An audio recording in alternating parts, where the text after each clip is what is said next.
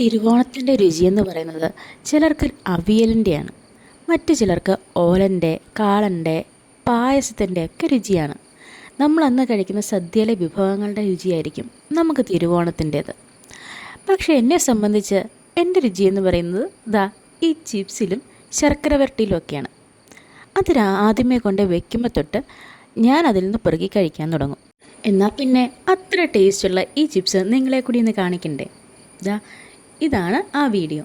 ഇതുപോലെ നമ്മൾ വാഴക്കയുടെ തൊലി കളഞ്ഞ് ഇങ്ങനെ തൊലി മാറ്റി വയ്ക്കും. ഈ തൊലി കൊണ്ട് വേറെയും ഉപയോഗമുണ്ട് കേട്ടോ. ഇതിവിടെ കറി വയ്ക്കാറുണ്ട്. പച്ചക്കായയുടെ തൊലി കറി വെച്ച് കഴിഞ്ഞാൽ പറ്റിച്ചെളുത്തുക എന്നാണ് ഇവിടെ പറയുന്നത്. അതിനൊരു അപാര ടേസ്റ്റാണ്. അയ്യോ, നമ്മൾ കാര്യത്തിൽ നിന്ന് തെന്നി മാറുന്നു.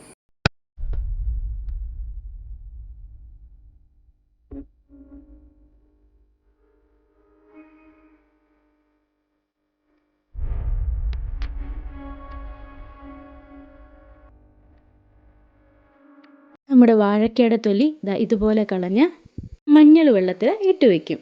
ഈ വാഴയ്ക്ക തൊലി കളഞ്ഞ് വെക്കുമ്പോൾ കറ പിടിക്കാതിരിക്കാനും പിന്നെ ചിപ്സിനൊരു കളറ് കിട്ടാനും ഒക്കെ ഇങ്ങനെ മഞ്ഞൾ വെള്ളത്തിൽ ഇട്ട് വയ്ക്കുന്നത് ഉപകാരമായിരിക്കും. തെങ്കാശി പട്ടണത്തിൽ ദിലീപ് കാവ്യ മാധവനോട് പറയുന്നത് പോലെ,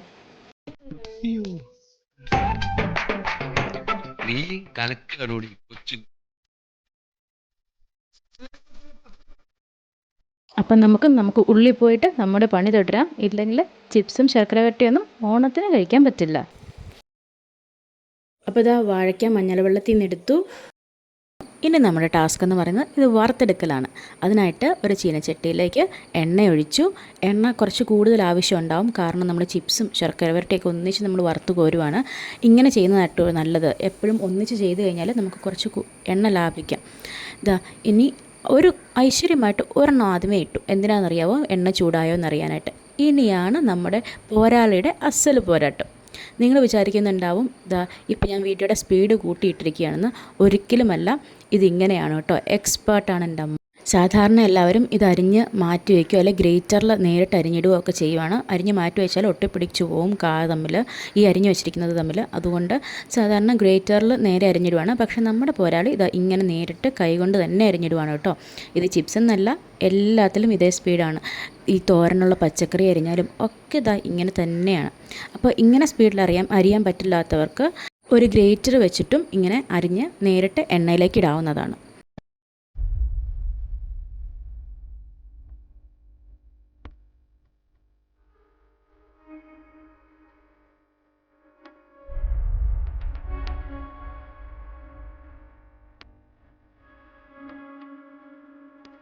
ആദ്യം ഒരു 2 മിനിറ്റ് ഹൈ ഫ്ലെയിമിലും പിന്നീട് തീ കുറച്ച് വെച്ച് ലോ ഫ്ലെയിമിലും ഇട്ടിട്ട് വേണം വറക്കാൻ.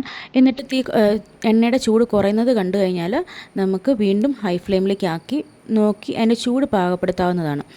ഇനി ഇതിൻ്റെ പാകം എത്രയാണെന്ന് അറിയണമെങ്കിൽ നമ്മളിങ്ങനെ ഇളക്കുന്ന സമയത്ത് ഒരു ചെറിയ കിലുകിലിപ്പ് പോലെ, ഒരു കിലുക്കം പോലെയൊക്കെ തോന്നും, ഒരു വറുത്ത ചിപ്സിൻ്റെ പരുവത്തിലേക്ക്. ആ സമയത്ത് നമുക്ക് ഈ ഒരെണ്ണം എടുത്തിട്ട് ഒടിച്ച് നോക്കാം.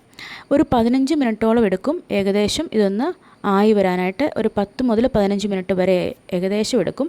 നമുക്കിത് ഈ സ്പൂൺ വെച്ചിട്ട് ഇളക്കുമ്പോൾ തന്നെ നമുക്കതിൻ്റെ പരുവം നമുക്ക് മനസ്സിലാവും. ഇനി ഉപ്പ് ഒഴിക്കേണ്ടത് എടുക്കുന്നതിനൊരു 3-4 മിനിറ്റ് മുമ്പ്, അതായത് ചിപ്സ് എണ്ണയിലേക്കിട്ട് ഒരു 10 മിനിറ്റിന് ശേഷം വേണം ഉപ്പ് ഒഴിക്കാൻ. ഉപ്പ് വെള്ളത്തിൽ കലക്കിയിട്ട് ഇതിലേക്ക് ഒഴിച്ചു കൊടുക്കുവാണ്. വീണ്ടും ഒന്നുകൂടി ഇളക്കി കൊടുക്കുമ്പോൾ ഉപ്പ് എല്ലാത്തിലേക്കും പിടിക്കും, എല്ലാ ചിപ്സിലേക്കും പിടിക്കും. അതിനുശേഷം ഒരു 3-4 മിനിറ്റ് വരെ നിന്നാൽ മതി. അപ്പോഴേക്കും ഇത് പാകമായിട്ടുണ്ടാവും. ഒരു കിലുകിലുപ്പ് ശബ്ദം, നമ്മൾ ചിപ്സൊക്കെ എടുക്കുമ്പോൾ ഉള്ള ശബ്ദമില്ലേ, ആ ഒരു ശബ്ദം കേൾക്കാറാവും. ഒരെണ്ണം ഒടിച്ച് നോക്കുമ്പോൾ അതിൻ്റെ പാകം മനസ്സിലാവും. നിങ്ങൾക്ക് വറുത്ത് കോരാവുന്നതാണ്.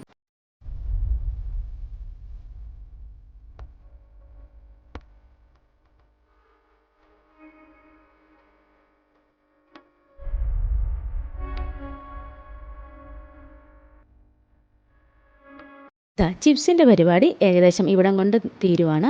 ഇനി ശർക്കര വരട്ടിയാണ്. ശർക്കര വരട്ടിക്കുള്ള വാഴയ്ക്ക ഇതുപോലെ 4ആയിട്ട് കുറച്ച് കട്ടിയിൽ വേണം അരിഞ്ഞെടുക്കാൻ.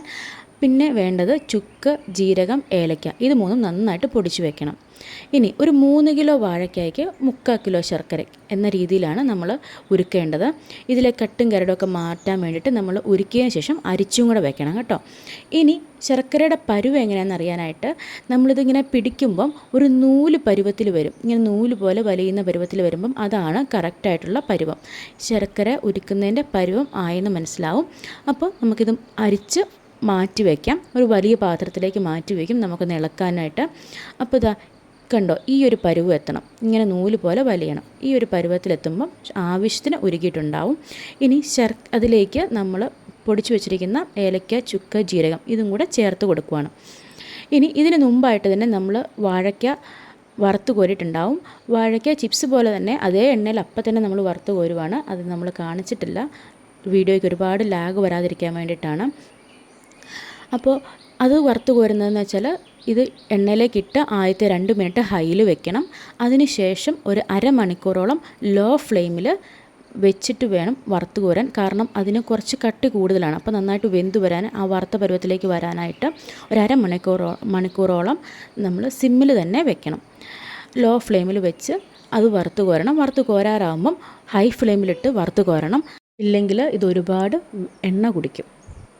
ഇനി വറുത്ത് വെച്ചിരിക്കുന്ന ശർക്കര വരട്ടിക്കുള്ള വാഴയ്ക്ക ശർക്കര ഉരുകിയതിലേക്ക് നമ്മൾ ഇട്ട് കൊടുക്കുകയാണ്.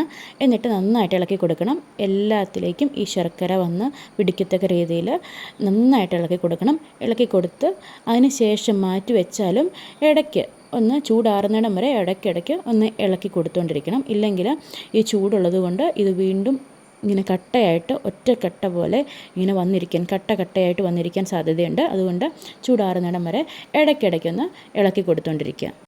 ഇത് കഴിഞ്ഞിട്ട് നമുക്ക് അരിപ്പൊടി വറുത്ത് ഇതിൻ്റെ മുകളിൽ കൂടെ തൂവി കൊടുക്കാവുന്നതാണ്. അപ്പോൾ ശർക്കര വരട്ടിയുടെ മേളിലുള്ള തരിതരിപ്പ് കിട്ടാൻ വേണ്ടിയിട്ട് അങ്ങനെ അരിപ്പൊടി വറുത്ത് ഇടാവുന്നതാണ്. നമ്മളിവിടെ ചെയ്തിട്ടില്ല. അതിഷ്ടമുള്ളവർക്ക് അങ്ങനെയും കൂടി ചെയ്യാം. ഇതോടെ നമ്മുടെ ശർക്കര വരട്ടിയും തയ്യാറായിട്ടുണ്ട്. അപ്പോൾ ഇന്നത്തെ ഓണത്തിൻ്റെ സദ്യയ്ക്ക് നമ്മുടെ തന്നെ ശർക്കര വരട്ടിയും ചിപ്സും ആവട്ടെ കേട്ടോ. അപ്പോൾ എല്ലാവർക്കും തിരുവോണത്തിൻ്റെ ആശംസകൾ നേരുന്നു. മറ്റൊരു വീഡിയോ ആയിട്ട് വരുന്നവരേക്കും എല്ലാവർക്കും ബൈ ബൈ.